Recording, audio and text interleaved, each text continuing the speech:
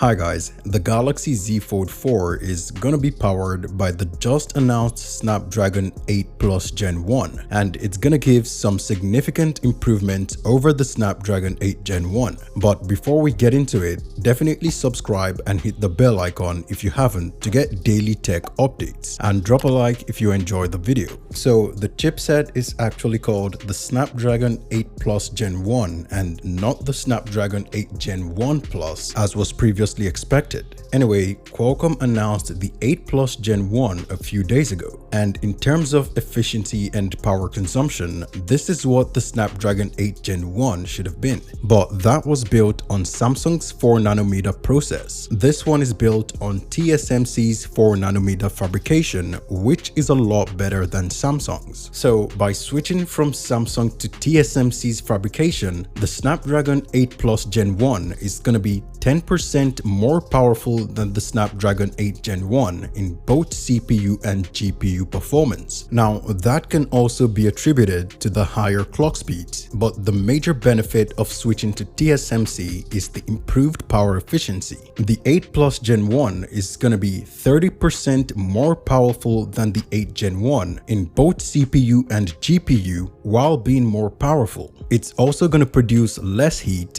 despite being clocked at a higher frequency than the cores on the 8 Gen 1. Now, if this translates accordingly into the real-world performance, then we can expect really good battery performance from both the Z Flip 4 and the Z Fold 4. For reference, the Flip 4 is gonna have the same battery capacity as the S22. So with the improved efficiency, we can expect its battery performance to be better than the S22. And for the Fold 4, its battery is gonna be 100 mAh less than the S22 Plus. And since it's gonna be powering a larger display with a higher resolution, the improved efficiency from the new chipset should give it about the same battery performance as the S22 Plus, or a little bit worse, which isn't a bad thing. But overall, the Fold 4 is gonna have some really good performance and power efficiency, and the battery performance is gonna be better than the Fold 3.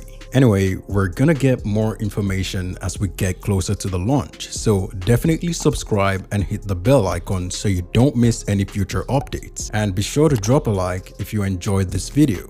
Thanks for watching guys, see you in the next one.